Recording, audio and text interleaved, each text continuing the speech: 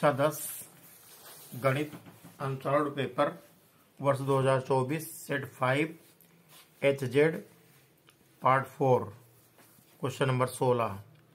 एक ठोस पाइप का व्यास 4 सेमी दिया गया, लिखा है दिया है ठोस पाइप का व्यास बराबर 4 सेमी, तो त्रिज्या R बराबर होगी 2 सेमी। 2 सेमी हो गया तथा उसकी लंबाई का मतलब h बराबर दिया गया 20 सेमी, लिखा है। तो पाइप में प्रयुक्त धातु का आयतन, पाइप बेलनाकार बन गया तो बेलन का आयतन सूत्र होता है बेलन का आयतन होता है पाई आर स्क्वायर एच हुआ।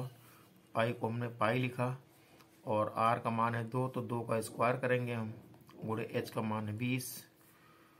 पाई हुआ 2 का स्क्वायर 4 होता है, गुणे 20 हो गया, तो 20 चौक 80, ये 80 आया। पाई हुआ सेमी की घात 3, यही हमारा आयतन हो गया। ये क्वेश्चन नंबर, ये विकल्प नंबर डी में है, अतः विकल्प डी सही है। अतः विकल्प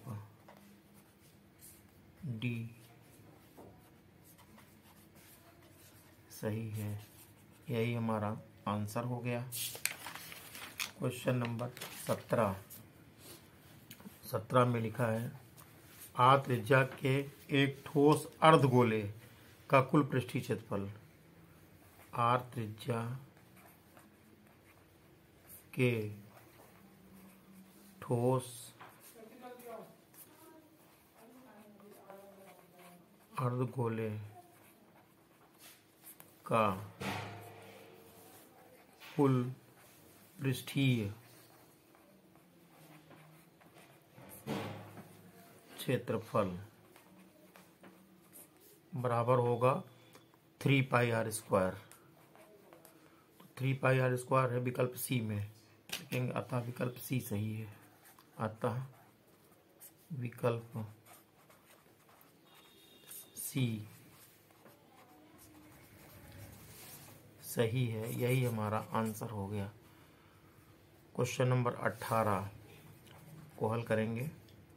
लिखा है यदि निम्नलिखित सारणी का माध्यक वर्ग, लिखा निम्नलिखित सारणी का माध्यक वर्ग होगा, तो जो बारंबारता सबसे अधिक उसी के वर्ग माध्यक वर्ग कहेंगे हम। बारंबारता सबसे अधिक 18, तो माध्यक वर्ग 30 से 40 होगा। चूंकि सबसे अधिक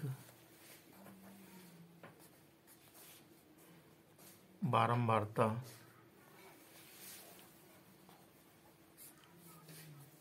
है बराबर 18, अतः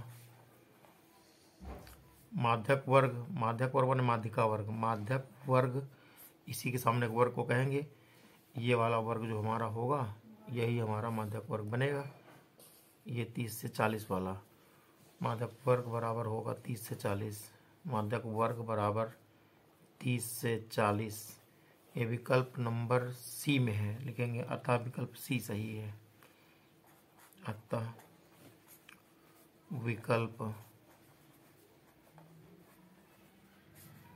सी सही है, यही हमारा आंसर हो गया।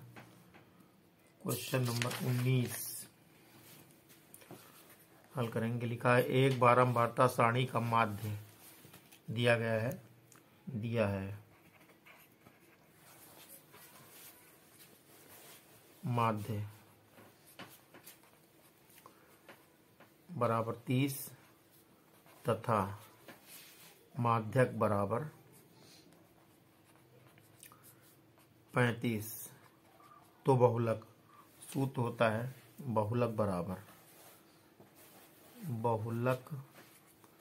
बराबर होता है 3 गुणे माध्यक माइनस 2 गुणे माध्य, ये सूत्र होता है। इसी सूत्र को यहाँ अप्लाई करेंगे हम, तो ये हो जाएगा 3 गुणे माध्यक, माध्यक दिया गया है 35, माइनस 2 गुणे माध्य, माध्य दिया है 30, 35 टाइम 105 होता है, माइनस 30 दूनी 60 होता है। आगे घटाएंगे तो 45 बचेगा यहाँ पर, तो 45 विकल्प बी में है, लिखेंगे अतः विकल्प बी सही है। अतः विकल्प बी सही है, यही हमारा आंसर हो गया। क्वेश्चन नंबर 20 लिखा है,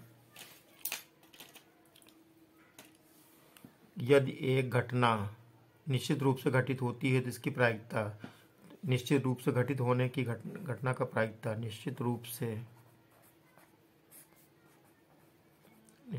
घटित होने वाली, घटित होने वाली घटना की प्रायिकता 1 होती है। घटना की प्रायिकता बराबर 1, तो अतः विकल्प डी सही है, लिख देंगे अतः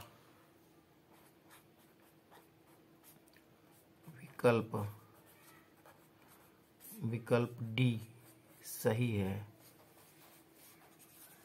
यही हमारा आंसर हो गया।